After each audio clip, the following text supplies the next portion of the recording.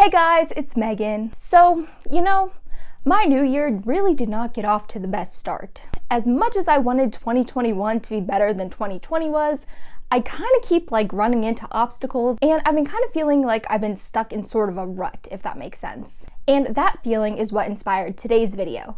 Productive things to do when you're bored. Everything in this video is either stuff that you can do from your computer or your phone, or with some simple household items. So with all that being said, let's just get into it.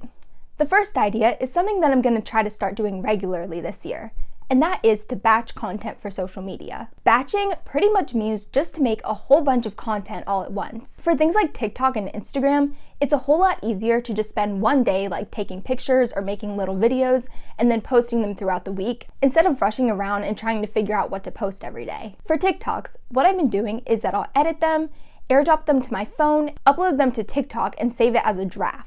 That way I can fill out the caption and stuff ahead of time, so then pretty much every day I just go in, pick a draft, and then post it, instead of having to film a whole new video every day. And I'm trying out the same strategy for Instagram. I'll just take a bunch of pictures, edit them, then go into Instagram and act like I'm gonna post it, but instead of actually posting it, I'll just click the back button and then I'll save it as a draft. But batching your content like this can save you so much time throughout the week. Another productive thing you can do when you're bored is to customize your desktop background. Here's what my desktop looked like before. I made this background about a year ago, and while it was cute, it wasn't really functioning like I needed it to anymore. So to create a new one, I went to canva.com, scrolled down to desktop wallpapers, and chose Create Blank Desktop Background. This website is free, but they also have a paid version. So if you're using the free version, just make sure that when you hover over an image, it says free. And if they don't have what you're looking for, you can always drag and drop images that you find online. You can design your background however you want from there. I went to the Background tab and chose this marble one. Then I went to the Elements tab and chose this square with rounded corners. I stretched it out to make it a rectangle, made it gray, and lowered the opacity to about 50%.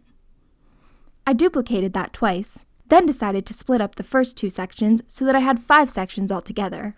I went to the Text tab, chose a font, and added a heading to each of the boxes. What I do is that once I have one heading, I just copy and paste it, then edit the text so I don't have to go through and find the font and make it the right size each time. I made a section for my business, personal, my blog, social media, and YouTube.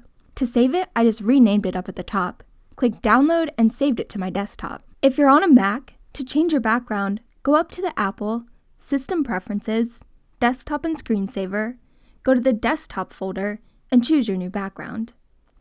Then you can rearrange your folders in all the different sections. And if you want to take this a step further, you could change your folder icons.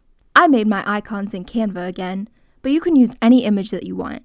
Once you have your image, open it, then go to Edit, select all.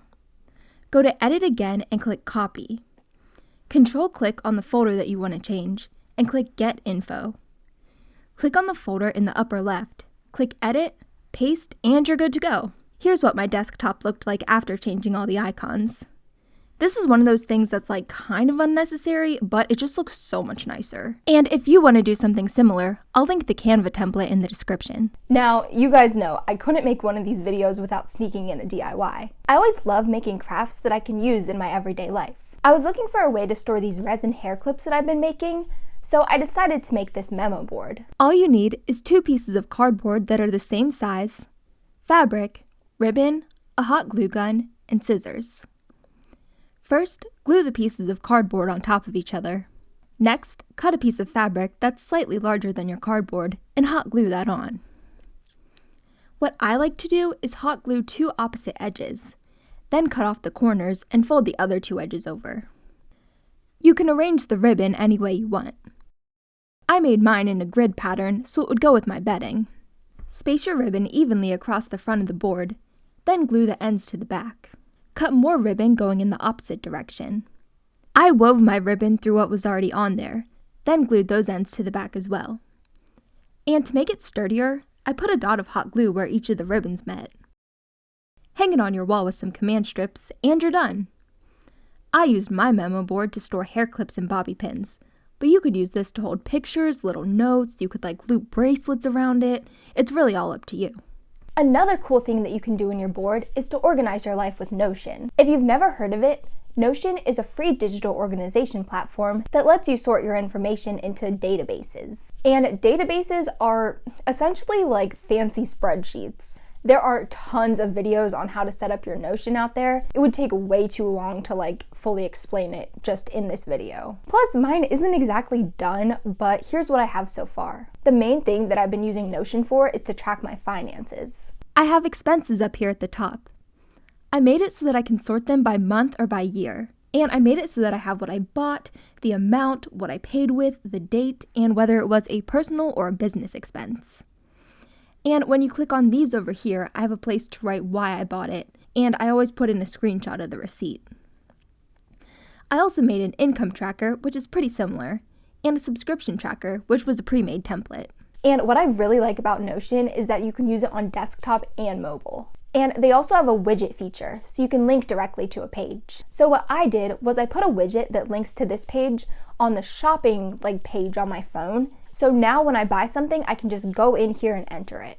I also made a page for YouTube stuff, which isn't really finished yet. And this hobbies page, this was fun to do.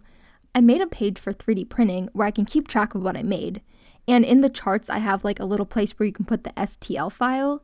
So I can declutter my computer, but I have it just in case I ever want to make it again. I also made a Procreate section on this page because I really want to find time to sit down and actually learn how to use that properly. Another thing that you could do is make a list of stuff that you want to get done eventually. I do this a lot. I'll be going about my business and I'll be oh, I should really get that done.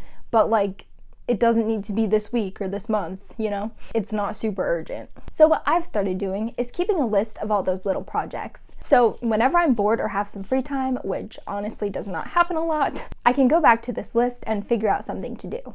This next idea is something that I've been meaning to do forever, and that is to reorganize the apps on your phone or your iPad. I desperately needed to organize my iPad. I pretty much hadn't changed the homepage since I got it, and most of these apps on the first page I don't even use.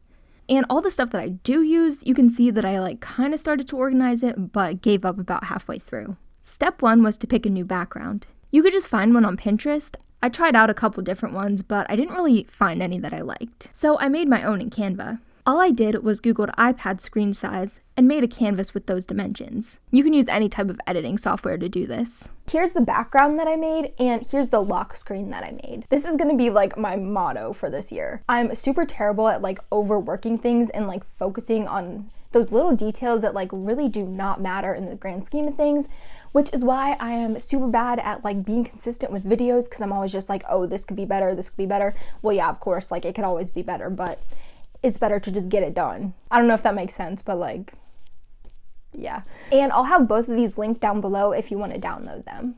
Once I had my background sorted out, I rearranged my apps to match my workflow a little better. I kept my most used apps out, and I put the ones that I use the most on the bar at the bottom. The ones that I use but not as much, I put in folders. The last idea that I have for you guys is to look up new recipes to try. One of my goals for this year was to start cooking more, which I use the term cooking very loosely, as you'll see in a minute, because your girl I'm a terrible cook, just ask my mom. But lately I've been super into making these smoothie bowls, because once you have a decent blender, it's pretty hard to screw them up. What I usually do is put 1 to 1.5 cups of frozen fruit, some Splenda, maybe an 1/8 or 1/6 of a cup of almond milk, and a scoop of protein powder. I like this one because it doesn't really taste like anything, and it only has 35 calories per scoop. I even got a new blender for this. I'll link it down below. This was advertised as being specifically for smoothie bowls. It's pretty cool. You can twist the top so that everything gets pushed down to the blade instead of having to stop and mix it every few seconds with my old blender. The only bad thing is that it's super loud, so I like making these ahead of time and storing them in the freezer. That gives them more of an ice cream texture. So that was everything for this video. If you made it this far, let me know what you do to stay productive when you're stuck at home. But thank you guys so much for watching. If you're not already and you'd like to be, make sure to subscribe for more videos just like this one.